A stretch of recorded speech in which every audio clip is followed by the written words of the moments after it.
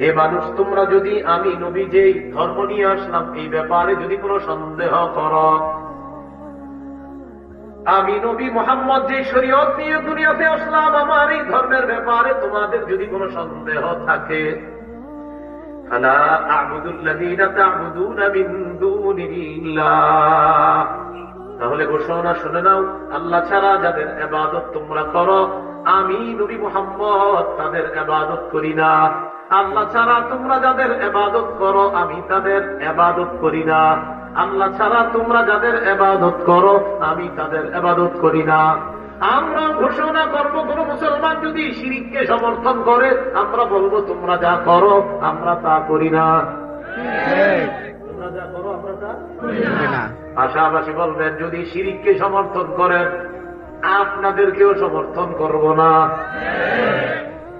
ঠিক বুঝেছিলেন? কিন্তু কোন মুসলমান যদি শিরককে সমর্থন করে, আবার বলছি যারা অন্য ধর্ম পালন করে তাদের নিরাপত্তা দেওয়া এতটুকু ঠিক আছে, কিন্তু তাদের শিরককে সমর্থন করা অন্যায়, তাদের শিরকের প্রশংসা করা অন্যায়।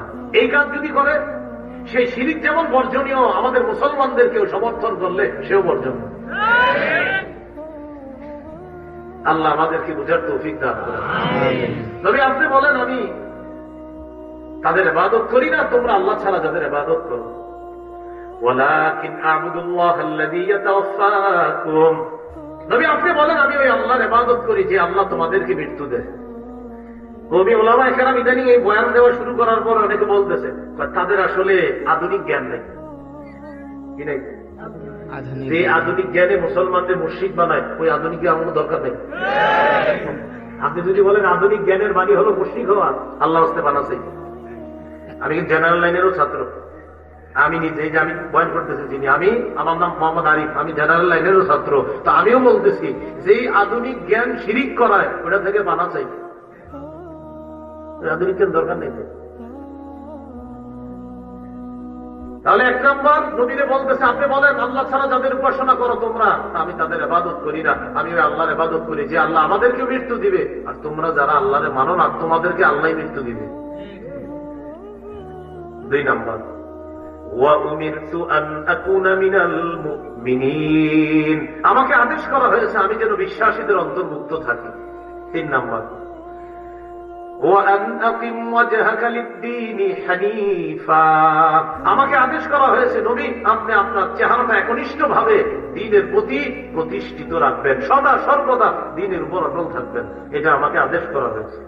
চার নম্বর ওয়ালা তাকুনান্না মিনাল মুশরিকিন, নবী আপনি তাদের অন্তর্ভুক্ত হবেন না যারা শিরিক করে। আচ্ছা দেখেন তো আমাদের নবী কি কখনো শিরিক করবে? আল্লাহ আমাদের নবীর কথাগুলা বলতেছে, আসলে ওয়াজ আমাদেরকে করতেছে। কেন জানেন? আল্লাহ বুঝাইতে চায় দুনিয়ার শ্রেষ্ঠ মানুষ এই জগতেও পরের জগতেও, তাকে আমি বলতেছি নবী আপনি তাদের অন্তর্ভুক্ত হবেন না যারা শিরিক করে। উদ্দেশ্য আমাদেরকে যে তোমাদের তো আমলই নাই, সেখানে আবার শিরিক করে সব নষ্ট করে দিও না। পাঁচ নম্বর ওয়ালা তাদউ মিন দুনিল্লাহি মা লা ইয়ানফাউকা ওয়া লা ইয়াদুররুক, নবী আপনি আল্লাহ ছাড়া আল্লাহর পরিবর্তে এমন কাউকে ডাকবেন না যে উপকার ক্ষতি করার ক্ষমতা রাখে না, এমন কাউকে আপনি ডাকবেন না। ফাইন ফাআলতা ফাইন্নাকা ইযাম মিনাজ যালিমিন, নবী আপনি যদি আল্লাহ ছাড়া অন্য কাউকে উপকার ক্ষতি করার মনে করে ডাকেন তাহলে আপনি তাদের অন্তর্ভুক্ত হবেন যারা জালেম। বলি নাউযুবিল্লাহ। ছয় নম্বর ওয়াইন ইয়ামসাসকাল্লাহু বিদুররিন ফালা কাশিফা লাহু ইল্লা হু, নবী আল্লাহ যদি আপনার কোনো ক্ষতি করার ইচ্ছা করেন আল্লাহ ছাড়া আপনার এই ক্ষতি কেউ দূর করতে পারবে না। ওয়াইন ইউরিদকা বিখাইরিন ফালা রাদ্দা লিফাদলি, সাত নম্বর নবী আল্লাহ যদি আপনার কোনো উপকার করার ইচ্ছা করেন আল্লাহর এই অনুগ্রহ কেউ আটকাতে পারবে না।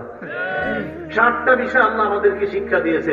এক নাম্বার নবী আপনি ঘোষণা করেন আমি আল্লাহর ইবাদত করি যে আল্লাহ তোমাদের মৃত্যু দিবে, তোমরা যাদের উপাসনা করো আমি তাদের ইবাদত করি না। দুই নাম্বার নবী ঘোষণা করেন আমাকে আদেশ করা হয়েছে আমি যেন বিশ্বাসীদের অন্তর্ভুক্ত থাকি। তিন নাম্বার নবী আপনাকে আদেশ করা হয়েছে আপনি চেহারাটা মানে নিজে সদা সর্বদা দিনের উপর প্রতিষ্ঠিত থাকবেন।